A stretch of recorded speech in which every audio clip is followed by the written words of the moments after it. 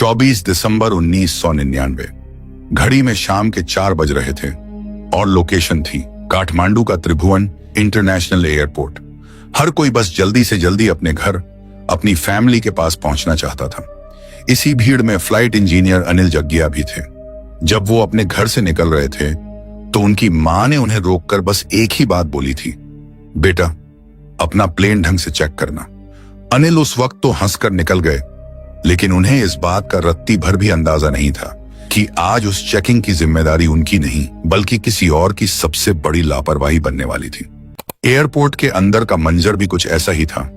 एक passenger Anoop Sharma airport के अंदर सिक्योरिटी चेकिंग वाली लाइन में, जहां यात्रियों के बैग मशीन में स्कैन होते हैं, उन्होंने अपने आगे खड़े शख्स से धीरे से कहा, भाई साहब ये सिक्योरिटी वाला उस स्कैनर मशीन की स्क्रीन को देख भी रहा है या बस अपनी मस्ती में बातें कर रहा है। वहां का माहौल कुछ ज्यादा ही चिल था।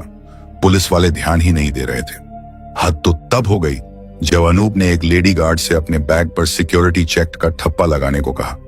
उस लेडी गार्ड ने बिना देखे ही हाथ हिला दिया। अरे छोड़ो सर, इसकी कोई जरूरत नहीं है। सब कुछ इतना रिलैक्स था कि किसी ने ध्यान ही नहीं दिया। तभी एक काले रंग की गाड़ी सीधा एयरपोर्ट के डिपार्चर गेट पर आकर रुकी। ये कोई आम गाड़ी नहीं, पाकिस्तान एम्बेसी की गाड़ी थी। इसमें से एक आदमी निकला, एकदम सूट बूट में, हाथ में एक भारी ब्रीफकेस लिए। उसके पीछे कतार में 5 लोग और थे। क्योंकि वो एक डिप्लोमेट की गाड़ी थी, किसी सिक्योरिटी गार्ड ने उसे रोका नहीं, किसी ने उसका ब्रीफकेस चेक करने की हिम्मत नहीं की। वो बेखौफ अंदर चला गया और वो ब्रीफकेस उन 5 लोगों के हाथ में थमा दिया। उस ब्रीफकेस में कपड़े नहीं थे, उसमें था मौत का सामान, ग्रेनेड्स, पिस्तौल और चाकू। शाम के 4:05 पर इंडियन एयरलाइंस की फ्लाइट IC 814 ने काठमांडू से नई दिल्ली के लिए उड़ान भरी। प्लेन में 176 पैसेंजर्स और 15 क्रू मेंबर्स, यानी कुल 191 लोग सवार थे। ये सब अपनी सीटों पर बेफिक्र बैठे थे, ये सोचकर कि बस 1.5 घंटे की तो बात है, फिर हम अपने घर दिल्ली में होंगे। लेकिन उन्हें इस बात का जरा भी अंदाजा नहीं था कि ये सफर 1.5 घंटे का नहीं बल्कि 7 खौफनाक दिनों का होने वाला है। प्लेन को उड़े हुए करीब आधा घंटा हो चुका था और घड़ी में टाइम था 4:39। तभी पायलट के केबिन का दरवाजा किसी ने खटखटाया। अनिल शर्मा, जो प्लेन के स्टाफ थे, वो चाय और कॉफी लेकर अंदर आए। सर, आपके लिए कॉफी। जैसे ही अनिल मुड़े, उनके पीछे खड़ा एक आदमी जबरदस्ती कॉकपिट में घुस गया। उसका हुलिया अजीब था, चेहरे पर एक मंकी कैप और आंखों पर लाल रंग का चश्मा। कैप्टन देवी शरण को लगा शायद कोई क्रू मेंबर क्रिसमस का मजाक कर रहा है। उन्होंने हंसते हुए कहा, अरे भाई ये क्या मजाक है, बाहर जाओ। लेकिन अगले ही पल उनकी हंसी गायब हो गई। उस आदमी ने कैप्टन की कनपटी पर एक पिस्तौल सटा दी और अपने दूसरे हाथ वाला ग्रेनेड सीधा उनके चेहरे के सामने कर दिया। उसने चीख कर कहा, होशियारी मत करना, प्लेन हाईजैक हो चुका है। अगर किसी ने हिलने की कोशिश की तो मैं पिन निकाल दूंगा और हम सब हवा में ही राख बन जाएंगे। कैप्टन का दिमाग सुन्न हो गया। ये कोई क्रिसमस प्रैंक नहीं था। वो 191 लोग जो छुट्टियां मनाने जा रहे थे, अब अनजाने में मौत के सफर पर निकल चुके थे। 24 दिसंबर की उस शाम कॉकपिट के अंदर कैप्टन देवी शरण को समझ आ गया था कि ये उनकी जिंदगी का सबसे भयानक दिन है। उस आदमी ने, जिसका कोडनेम चीफ था, कैप्टन के सिर पर बंदूक सटाते हुए साफ कह दिया, हमें लाहौर जाना है। अगर प्लेन कहीं और मोड़ा तो मैं सबको उड़ा दूंगा। कैप्टन के पास बोलने का कोई मौका नहीं था, लेकिन तभी उन्होंने अपना दिमाग चलाया। चीफ की नजर बचाकर उन्होंने चुपके से ट्रांसपॉन्डर का कोड बदलकर 7500 कर दिया। अब आप सोचेंगे ये ट्रांसपॉन्डर क्या भला है? देखिए, हर प्लेन में एक छोटा सा डिवाइस होता है जो जमीन पर बैठे कंट्रोल टावर को लगातार सिग्नल भेजता है। अगर आप इसमें 7500 कोड डाल दें तो नीचे रडार की स्क्रीन पर एक कोड चमकने लगता है। बिना एक शब्द बोले पूरी दुनिया को पता चल जाता है, हेल्प, प्लेन हाईजैक हो चुका है। कैप्टन ने यह काम इतनी सफाई से किया कि बगल में खड़े हाईजैकर को भनक तक नहीं लगी। लेकिन जैसे ही यह कोड रडार पर चमका, दिल्ली के ATC रूम में हड़कंप मच गया। सर, IC 814 से 7500 कोड आ रहा है। ये 5 हाईजैकर्स कोई मामूली गुंडे नहीं थे। इनके कोड नेम थे चीफ, बर्गर, डॉक्टर, भोला और शंकर। ये सब पाकिस्तान के खतरनाक ग्रुप हरकत उल मुजाहिदीन के ट्रेंड मेंबर्स थे।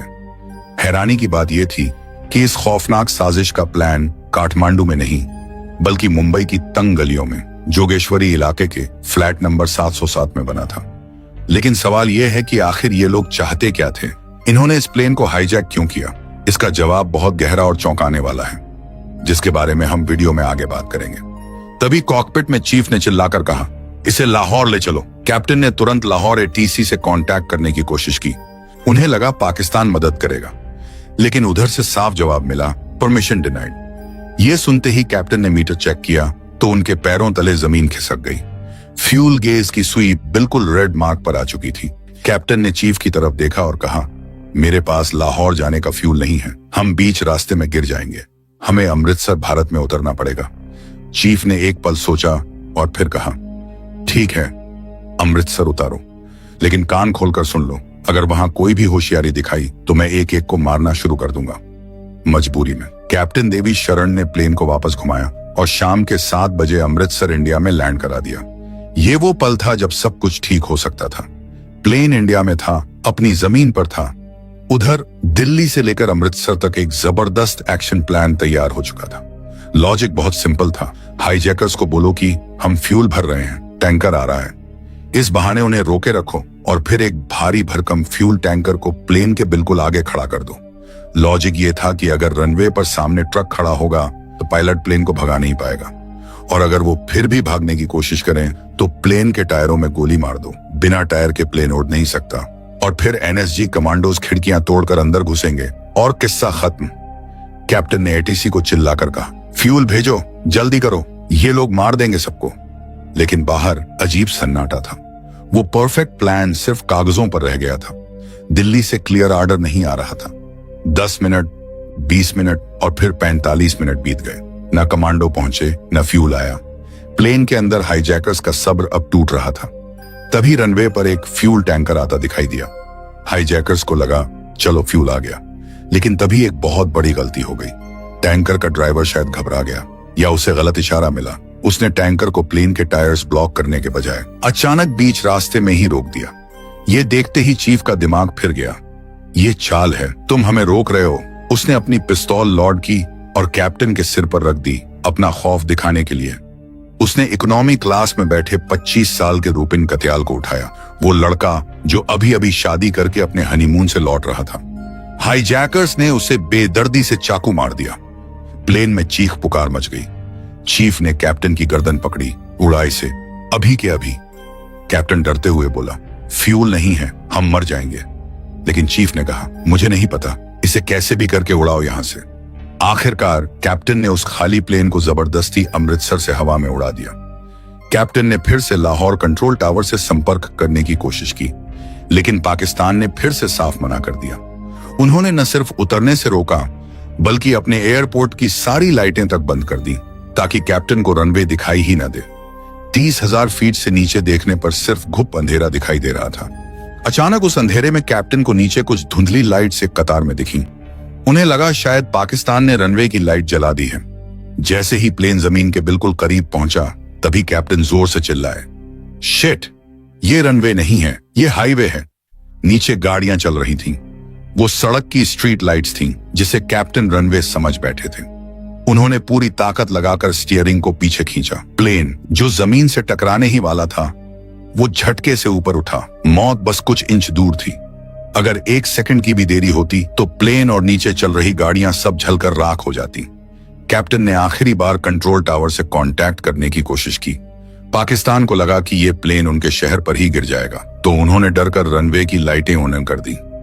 कैप्टन ने प्लेन को सेफली लैंड कराया, लेकिन तब तक बहुत देर हो चुकी थी।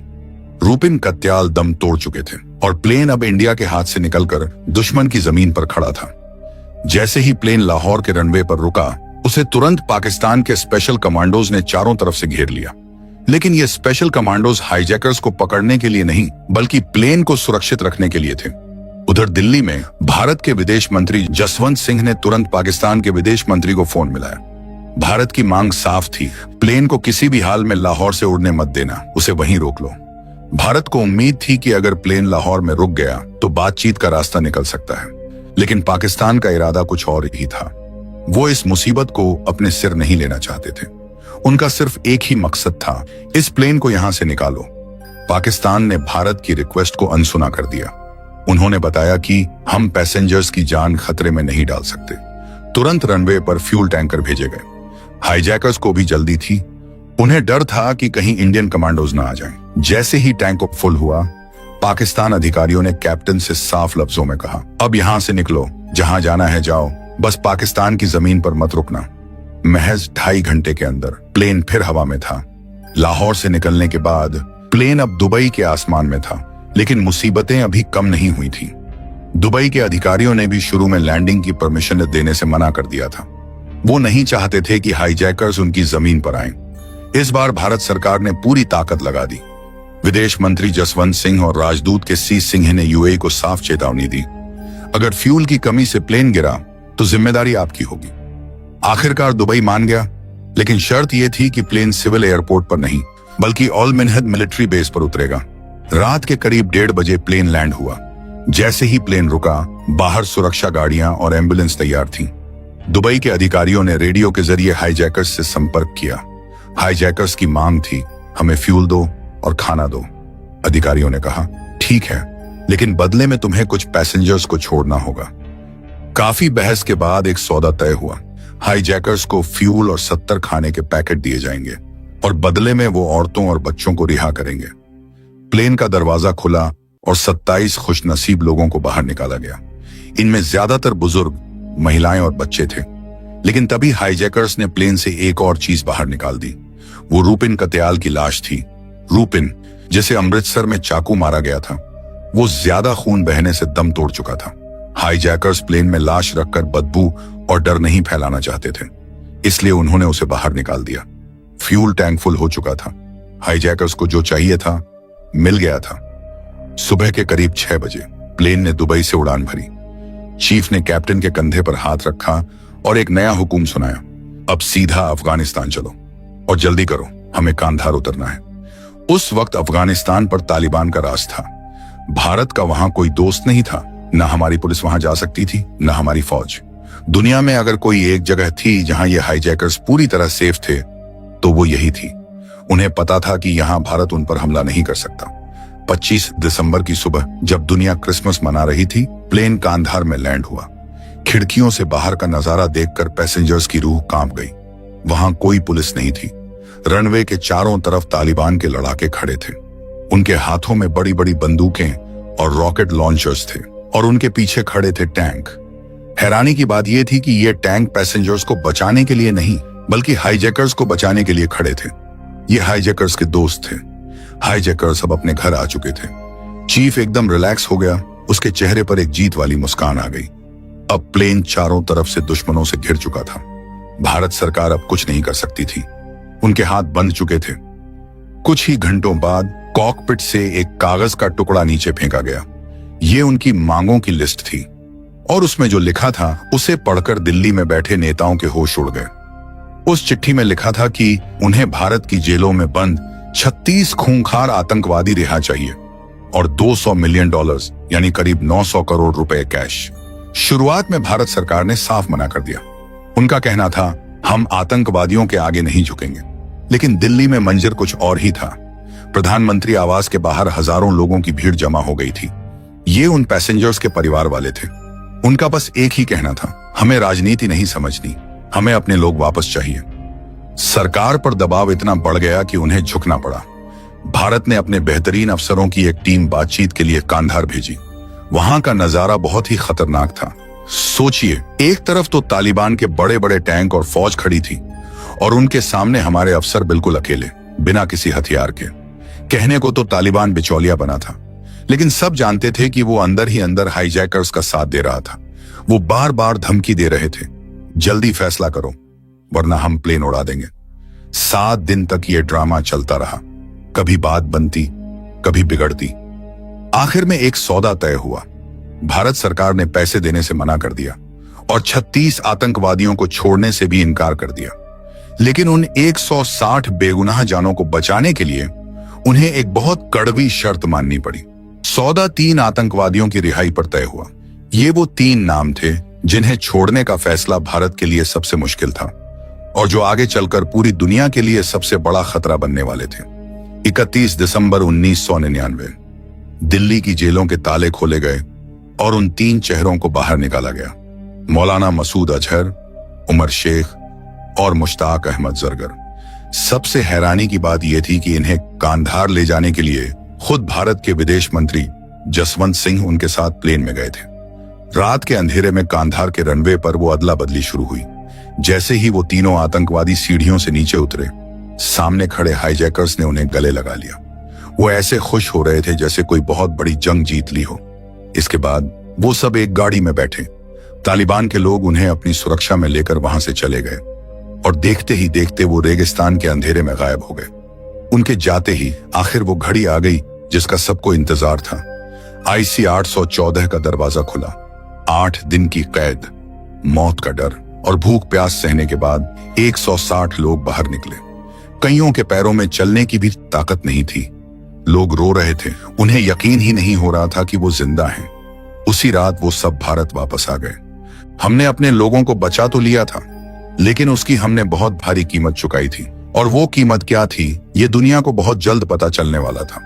अगली सुबह वो 160 पैसेंजर्स अपने घर पर सुरक्षित थे, लेकिन उस वक्त हमें अंदाजा भी नहीं था कि उस रात हमने जाने अनजाने में कितनी बड़ी गलती कर दी है।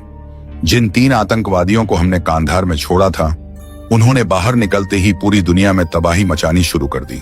मौलाना मसूद अजहर ने पाकिस्तान जाकर जैश-ए-मोहम्मद खड़ा किया, वही संगठन जिसने 2001 में हमारी संसद पर हमला किया और 2019 में पुलवामा में हमारे 40 जवानों की जान ली। वहीं उमर शेख ने अमेरिका में 9/11 हमलों के लिए पैसा जुटाया और पत्रकार डेनियल पर्ल की हत्या कर दी। आज जब हम पीछे मुड़कर देखते हैं तो एक सवाल हमेशा दिल में चुभता है, क्या वो फैसला सही था? एक तरफ वो 160 बेगुनाह लोग थे जिनका बचना जरूरी था, तो दूसरी तरफ वो 3 शैतान थे जिन्होंने बाद में हजारों जानें ली। अब मैं आपसे एक सवाल पूछना चाहता हूं, अगर आप उस वक्त सरकार की जगह होते तो क्या फैसला लेते?